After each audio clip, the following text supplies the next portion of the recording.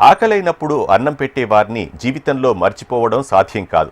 ఆకలి తీర్చేవారిని అన్నదాత సుఖీభవ అంటూ దీవించడం పరిపాటి. ఇప్పుడు ఈ దీవెన్లు ఏపీలోని అన్నా క్యాంటీన్లు అందుకుంటున్నాయి.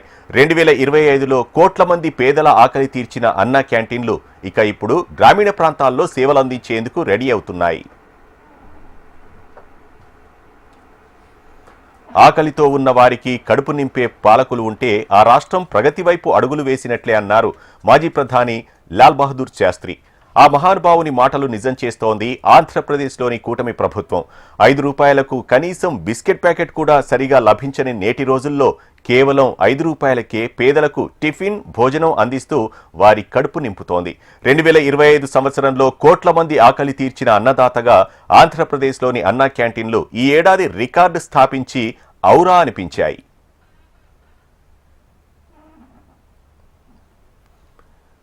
రుచికరమైన శుచికరమైన ఆహారం అందించిన ఘనత అన్నా క్యాంటీన్లు దక్కించుకున్నాయి. అన్నార్తుల పాలిట అన్నా క్యాంటీన్లు అక్షయపాత్ర అయ్యాయి. 2014లో ఏపీలో అధికారంలోకి వచ్చిన టీడీపీ ప్రభుత్వం అప్పట్లోనే పేదల ఆకలి తీర్చేందుకు అన్నా క్యాంటీన్లు ఏర్పాటు చేసింది. అయితే 2019లో ఏపీలో అధికారంలోకి వచ్చిన వైసీపీ ప్రభుత్వం అన్నా క్యాంటీన్ల చిరునామా లేకుండా చేసింది. దీంతో రోజువారీ కూలీలు, చిన్న చితక వర్గాలు అధిక మొత్తాలు చెల్లించి ఆకలి తీర్చుకోవాల్సిన పరిస్థితి ఏర్పడింది. వైసీపీ ప్రభుత్వం అన్నా క్యాంటీన్లను అడ్డుకునే ప్రయత్నం గట్టిగా చేసినా కొన్ని ప్రాంతాల్లో టీడీపీ నేతలు, క్యాడర్ మాత్రం అన్నా క్యాంటీన్లు కాపాడే ప్రయత్నం గట్టిగానే చేశారు. Chandrababu Naidu and Pawan Kalyan is doing work, very well. All poor families, poor worker is taking meals in this time 5 rupees. In the morning 5 rupees, afternoon 5 rupees, in the night 5 rupees. I am also taking well meals, very well meals, mind blowing, super, अच्छा है, बहुत अच्छा है.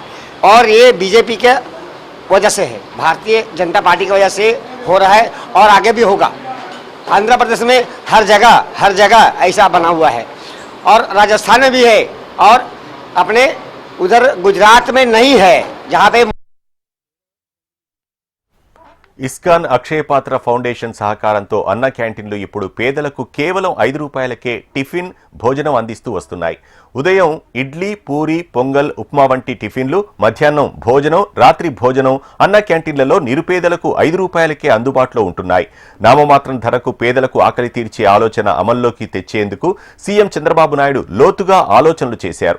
నాణ్యతలో ఎక్కడా రాజీ పడకుండా అడుగులు వేయడంలో సీఎం చంద్రబాబు సక్సెస్ అయ్యారు.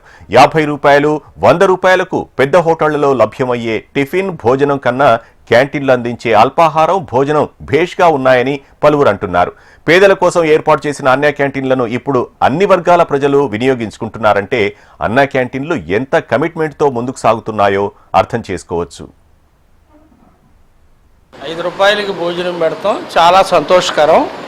చంద్రబాబు నాయుడు గారికి, పవన్ కళ్యాణ్ గారికి మా ధన్యవాదం.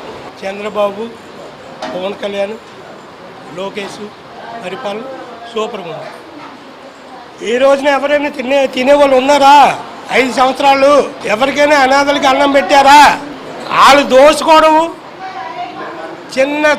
చిన్నన్నే చంపేసినప్పుడు మనకు అన్నం పెడతారు వాళ్ళు.